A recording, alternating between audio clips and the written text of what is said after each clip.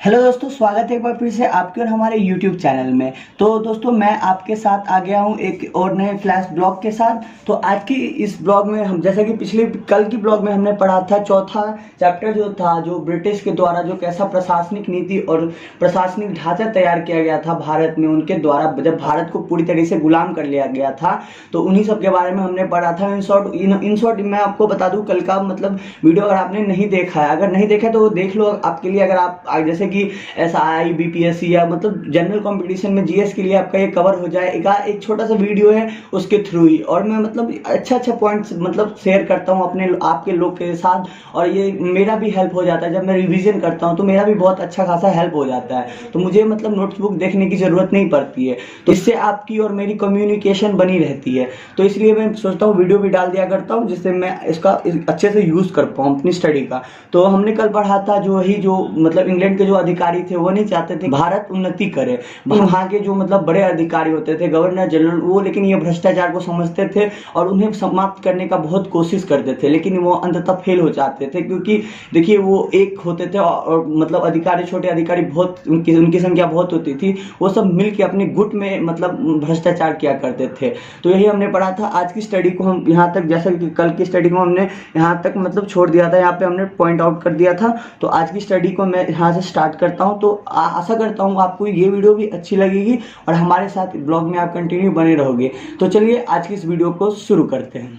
जैसा कि हमने अभी तक पढ़ा कि भारतीयों को बड़े ओहदों से दूर रखा गया था। इसका मुख्य कारण यह था कि उस समय भारत में नए नए ब्रिटिशों का आगमन ही हुआ था और वो उस समय अपनी स्थिति को सुदृढ़ बनाना चाहते थे। और बहुत सारी कानून व्यवस्था थी जिसको भारत में लागू किए गए, जैसे भारतीय नागरिक सेवा, इसे भी लागू किया गया। ये मुख्यतः मतलब ये इसका भी मुख्यतः उद्देश्य भारत का भला करना नहीं था, बस ऊपर से दिखावा करना था जो हम भारत का भला कर रहे हैं, लेकिन मुख्यतः उद्देश्य इसका भारत का भला करना ना था। और कहीं ना कहीं इंग्लैंड के लिए ही ये काम करती रही बहुत, और इसे स्टाफ का चौखट भी कहा गया था एक समय के लिए। फिर इसके बाद मैं बात करूं सेना के बारे में। सेना की जो व्यवस्था थी उसको लागू की गई। यह भारत में ब्रिटिश राज के दूसरे सबसे महत्वपूर्ण स्तंभ के रूप में उभर कर आई। मैं आपको बता दूं कि सेना में भारतीय जो थे वो उसकी संख्या ही ज्यादा होती थी। आप इससे अंदाजा लगा लो कि 1857 में कंपनी के फौज में 3,11,400 सैनिक थे, जिसमें 2,65,900 सैनिक भारतीय थे।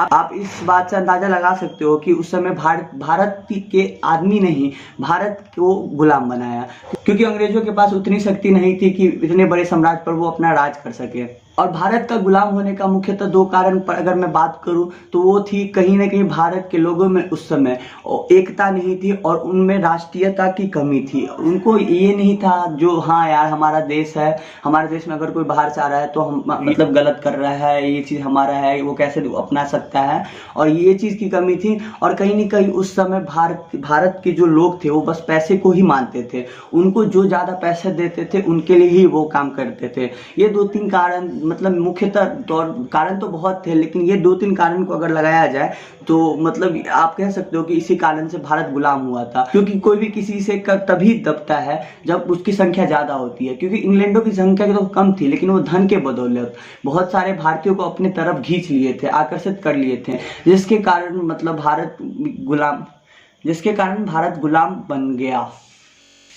और उसके बाद पुलिस की व्यवस्था भी अपनाई गई, जो मतलब उनके साथ इलीगल तौर पर मतलब उनसे धन लिया जाता था। इन सभी को रोकने के लिए पुलिस की व्यवस्था को अपनाई गई थी, जो कि बाद में जिसके लिए उन्हें बनाया गया था वही चीज में कहीं ना कहीं वो खुद करने लगे थे। मैं आपको बता दूं कि 1813 में सांसद ने एक रिपोर्ट में बताया, पुलिस ने शांति प्रिय निवासियों को उसी तरह लूटा मारा जैसे डकैत करते थे। जो भ्रष्टाचारी को रोकने के लिए पुलिस की व्यवस्था लाई गई थी, वही भ्रष्टाचार अब पुलिस भी करने लगे थे। तो आप कह सकते हो कि ये चीज, जो व्यवस्था जो बनाई गई थी, वो कहीं ना कहीं असफल ही रही। फिर इसके बाद एक न्यायिक संगठन भी बनाया गया। न्यायिक संगठन से यह तात्पर्य है कि एक हर जिले में एक कोड बनाया गया जिससे वहां के व्यक्ति को न्याय और इंसाफ मिल सके। इसकी स्थिति को सुदृढ़ कॉर्नवालिस ने 1793 ईस्वी में किया था। और मैं आपको बता दूं कि हर जिले में एक प्रमुख जिला जज होता था, जो कि कोर्ट का अध्यक्ष होता था। और मैं आपको बता दूं कि कोर्ट का जो जिला अदालत की फैसला अगर वो जो सुना देती थी, उसका अगर कोई व्यक्ति अगर उसको मतलब उसके खिलाफ जाना चाहता था तो उसको 4 प्रांतीय न्यायिक अदालतों में वो जा सकता था, पर आखिरी सुनवाई जो थी सदर दीवानी अदालत थी एक, उसकी सुनवाई आखिरी होती थी, उसके बाद वो कहीं नहीं जा सकता था। अगर उसे गलत घोषित कर दिया जाता था तो वो गलत माना जाता था, अगर वो सही घोषित कर दिया जाता था तो वो सही माना जाता था। तो आज की स्टडी यहीं तक रहने देते हैं, मैं मिलूंगा आपसे कल एक ऐसी स्टडी ब्लॉग के साथ। तब तक के लिए जय हिंद, जय भारत।